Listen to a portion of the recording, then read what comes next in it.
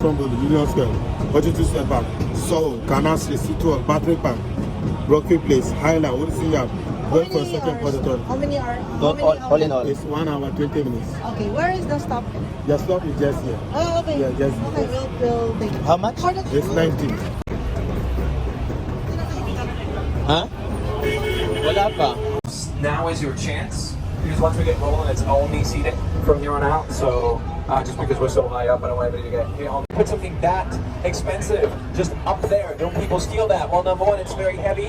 Number two, it's very high up, so it's kind of tough to reach it. And number three, it is the most public place on Earth. So doing a heist of this thing would be probably the plot of Ocean's 15, or however much we are up to now.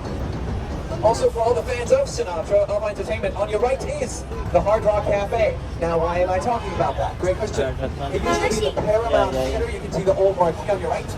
This is where Frank Sinatra started out, right here in New York City, in the Paramount Theater. Also, Elvis's movie Lovely Tender premiered there in 1961. And now you can go in there and love you some chicken tender. Isn't that exciting? Alrighty, we are now entering 42nd Street, everybody. 42nd Street is very well known for having a lot of cool buildings, starting with the one on your right. That red brick building is the Knickerbocker Hotel. The Knickerbocker Hotel, old Dutch word for pits, by the way. It's also what the New York Knicks are named after. This is the place you wanted to go if you were rich, or famous, and or beautiful in the 1910s, 20s, and 30s. The guy who designed this place died on the Titanic. Topical. Also, invented in there the martini. In a cool twist of irony, the martini to this day is served shaken over ice. And so was the guy who designed that place moments before his passing. It's Titanic. We don't like that joke? I see a lot of head shaking. That's okay. That's why I do that joke here, to find out what kind of crowd we have on the bus tonight. It's an early tour, so we gotta switch from the Family Guy jokes to the Marmaduke jokes. How about that? Get a little bit more PG on this bus, which is no problem. Boo to the PG jokes or to the bean joke? How about this? I'll make PG jokes and then I'll whisper like the more like night-tory joke into your ear. How about that? Just for you. See a picnic performance show, which funny very right. You should come here around like 5, 6, 7 p.m. because that's when they put them on and everybody runs in to get a seat. So you might see some real New Yorkers fall flat on their faces. It's really very therapeutic, depending on how much you like our New Yorkers. Now on your right, the New York Public Library. The New York Public Library houses over 50 million books in there, most of which are underground in their tunnel system, which is why New York City rats have now achieved a 94% literacy rate. We're very proud of them. They're very smart. They're also very strong. They can carry whole pizzas upstairs. If you remember a pizza rat, hashtag pizza rat. While you're thinking about hashtag pizza rat, make sure to hold on to y'all's wallets. Behind me is the most expensive shopping street in the world. Fifth Avenue, between 48th and 60th Street, has once again been voted the most expensive place on the face of the planet to go shopping. Half of you all just got very excited, the other half looks pretty worried. Fifth Avenue is iconic. We were actually #1 for 7 years in a row. Then last year Hong Kong overtook us, and this year we took it back, baby. #1, right here. That's what it's all about. Most expensive, which is what New York City is known for across the board. Which you will know from many, many movies. Y'all seen the original Spider-Man trilogy? This is where Peter Parker is late for his date with Mary Jane. If y'all have seen Sex in the City, this is where Mr. Big does not get out of his limousine to marry Carrie. I know. Sorry, I can see half of y'all just got upset all over again. Sorry about that. Well, she gets him in the end, which is nice. I've never seen the show, so I do not know what these words mean. These two lions you see on your right, they're the protectors and the mascots of the New York Public Library. Their names, they're called Patience and Fortitude, which are bad names because they were given during the literal Great Depression when creativity was at a premium. They were given by the mayor because he believed that patience and fortitude is what New Yorkers needed to get through the Great Depression instead of giving them food and jobs. But I'm just an entertainer. I don't know about all that policy stuff, which is why they do not ask me.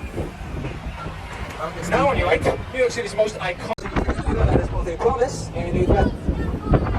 You love scaffolding? Oh, that's the thing. That's why we're gonna sing a little song about it, so it feels special. But now, so that is truly special. Up ahead and to your right, folks to the front, lean forward and up. The Empire State Building. The Empire Get your cameras out of it. Get your State cameras out. Building. They have great ramen down here. They have great boba tea. If you've not heard of it, ask your kids. They will explain what it is. And this is the place to go if you want to do some karaoke. Do we have any karaoke heads in the crowd? Come on, raise your hands. No, we're all shy. We all hate karaoke. What do you like to sing at karaoke, sir? Anuel. Huh? Anuel. Adele? Anuel. Oh.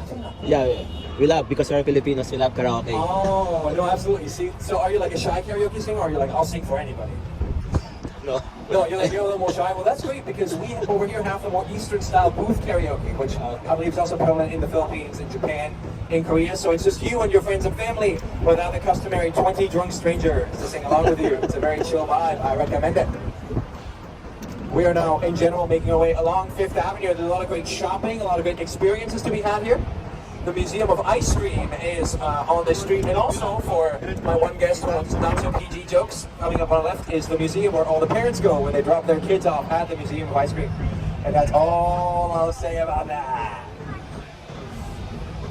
They do check IDs to get into that museum, and that's all I'll say about it. But now, coming up on our left, Madison Square Park, not the garden, sorry. The garden is a couple blocks that way. Sorry for the big up. This is the park that gave the garden its name, Madison Square Park. The original Madison Square Garden stood here, but the real centerpiece of this moment is the building behind me. You will have seen it on pictures in movies such as Ghostbusters and Godzilla for some reason. Even though that takes place in Tokyo, this is the Flatiron Building. Has nothing to do with iron. It looks like an old-timey clothing iron, which is why they called it that. It is built on a steel Garlic bought it for $190 million and then vanished because he didn't have any money.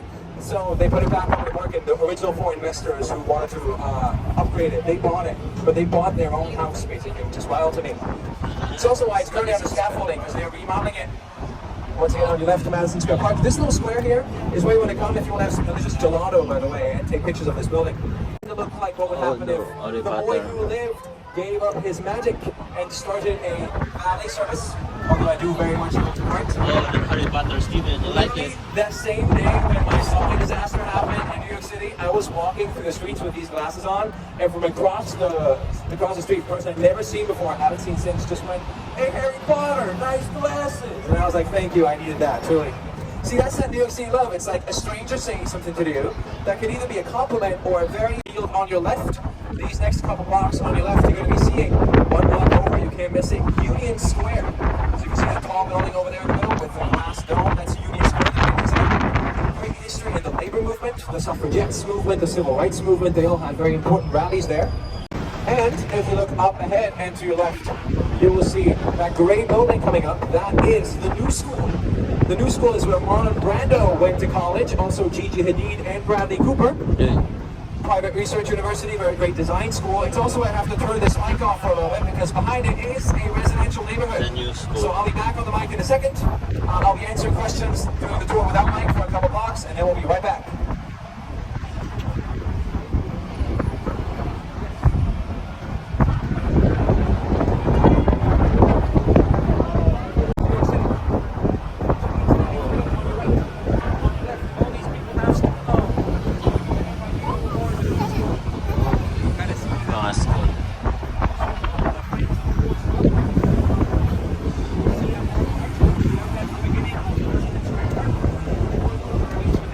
Ourselves in a big college neighborhood. The New School is here, NYU is here, so all the people you see on the street have student loans. Okay. You can see it in their eyes. And that archway we're currently turning off of, Washington Square Park. So where Forrest Gump waits with his box of chocolate. Steven, listen Steven. Ito mga school daw to.